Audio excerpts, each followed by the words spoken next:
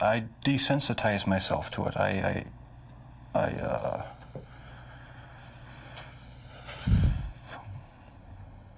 don't know, I went to great lengths. He is pure evil, but you'd never know it by looking at him. But when you hear him, that's another story.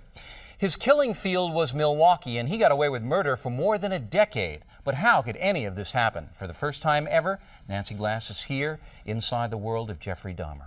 Bill, when I sat down opposite Jeffrey Dahmer for this interview, I wondered what he would tell me, how hard it would be to get him to discuss his horrific crimes.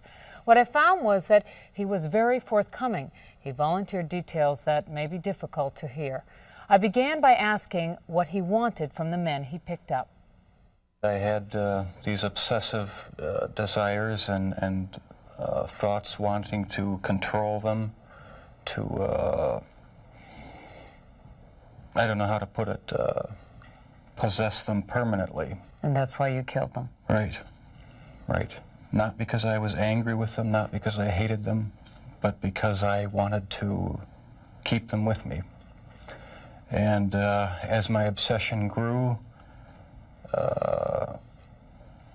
I was saving body parts such as skulls and skeletons. Jeffrey Dahmer is recalling his monstrous past. Almost 2 years ago in this little apartment in Milwaukee, police discovered the grisly remnants of one of the most horrible crime sprees in American history. Jeffrey Dahmer, an unassuming chocolate factory worker, would eventually confess that he had seduced, murdered, and dismembered 17 young men. He even ate some of his victims' body parts. He instantly became the center of worldwide media attention, a serial killer unmasked. There were protests and press conferences in Milwaukee as people tried to understand how this could have happened in their midst. How did Jeffrey Dahmer get away with murder after murder for 13 years? How did a boy born into a hard-working middle-class family turn into the worst kind of monster imaginable? In this exclusive interview, we put those questions to Jeffrey Dahmer himself. We met with him at the maximum security prison where he is serving his sentence of 999 years. For the first time, he talks about his crimes and gives us a chilling look inside the mind of a serial killer. It's a process. It doesn't happen overnight. When you depersonalize another person and view them as just an object for pleasure instead of a living, breathing human being, it seems to make it easier to do things you shouldn't do. The reason why Jeffrey Dahmer was able to get away with his crimes was because of just what you are seeing here. Jeffrey Dahmer is intelligent and articulate. That is what makes him so frightening. But if you listen carefully to his words throughout this interview, you realize it is a thin disguise. You do sound, though, like the kind of person who could have said to himself, "This is wrong. I must stop." I always knew that it was wrong, but after the first killing was not planned. I was coming back from the shopping mall back in '78. I had fantasies about picking up a hitchhiker and taking him back to the house and having complete control and dominance over him. The hitchhiker's name was Stephen Hicks. He was just 18. Jeffrey Dahmer took him to his parents' house. There he strangled him with a barbell. He dismembered the body and hid it in a drain pipe. It was Jeffrey Dahmer who gave those details to the police in his confession. No one had a clue as to what was happening for over a decade. During that time, Jeffrey Dahmer joined the Army and was sent to Germany. He was eventually discharged for a drinking problem and returned to Ohio. 9 years after Stephen Hicks' murder, the killing began again. What happened to you in the 9 years in between that you were able to stop, that you were able to control yourself? It just wasn't an opportunity to fully express what I wanted to do. There was just not the physical opportunity to do it then.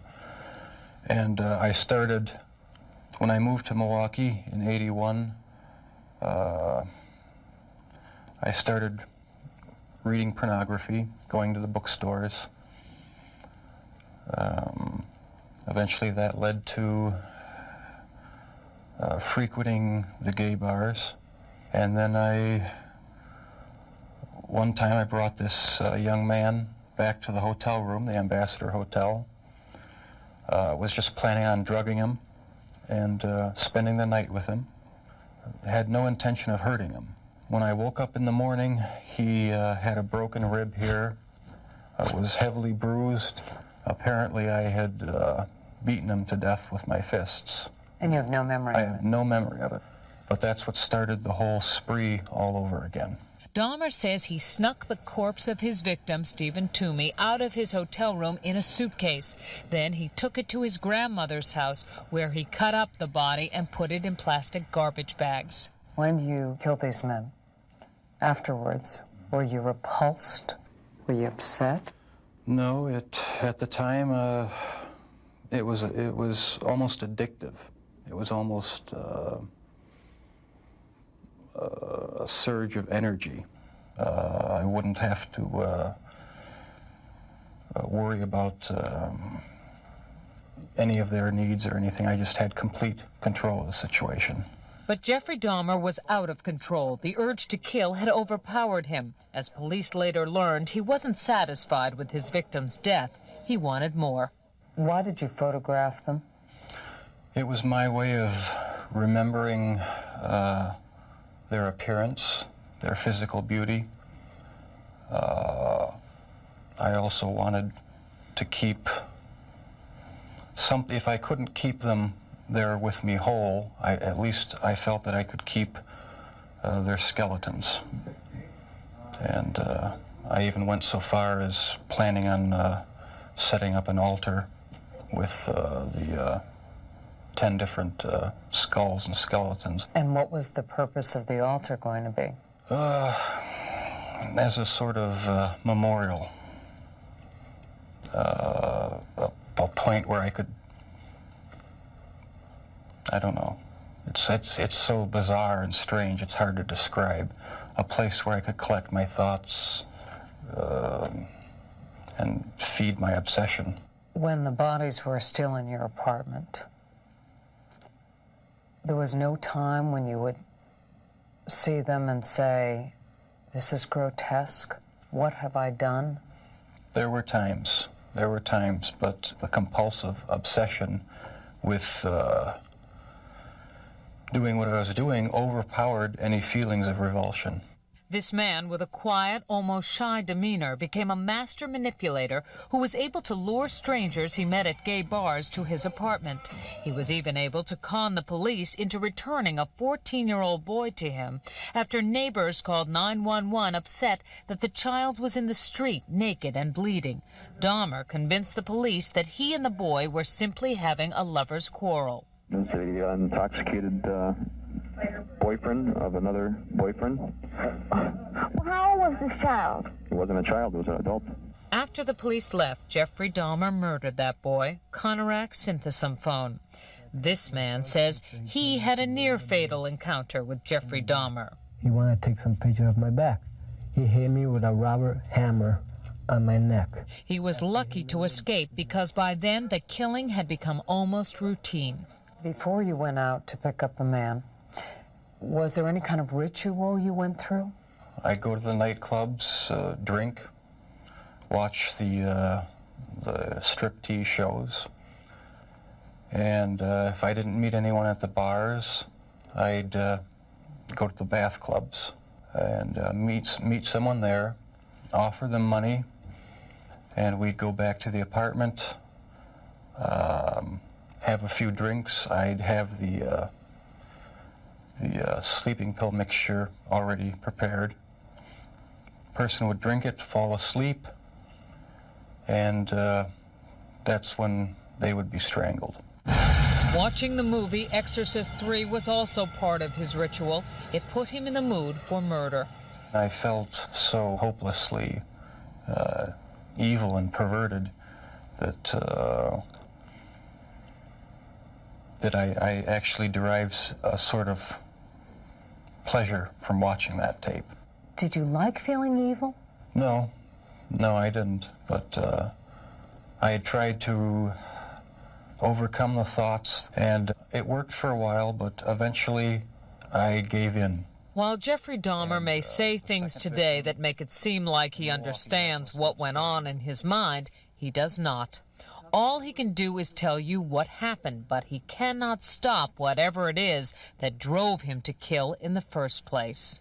Do you still feel those same urges? Do you still feel that compulsion, that obsession? I wish I could say that it just left completely, but no, there are times when I still do have the old compulsions. Jeffrey Dahmer says as time went on, his mind became more and more warped, and yet he was clever enough to continue to elude police and lure young men to his apartment. We should warn you, the details are very graphic. I started having these obsessive thoughts when I was about 15 and 16, and they got worse and worse. What were your fantasies about? They were sexual fantasies of control, power, complete dominance. They became reality. Was there pleasure in that fantasy? There was excitement, fear, pleasure, all mixed together. Jeffrey Dahmer fulfilled his fantasies by murdering and dismembering 17 young men. In time, his desires became more extreme, his deeds more grotesque. Listen to him talk about the most unnatural things in the most matter-of-fact of ways. That's when you realize that none of it has touched him. I was branching out. That's when the cannibalism started, eating of the heart and the arm muscle. It was a way of making me feel that they were a part of me. At first it was just curiosity, and then it became compulsive. Then I tried to keep the person alive by inducing a zombie-like state. By injecting first dilute acid solution into their brain or hot water, and it never did completely work. Could someone like you be stopped? Could you be helped? No, I was dead set on going with this compulsion. It was the only thing that gave me any satisfaction. He became so warped by his evil impulses that he even took a victim's head with him to work at the Ambrosia chocolate factory. I kept the mummified head and skull of one of the victims in a carrying case in my locker at work. Were you almost flaunting it?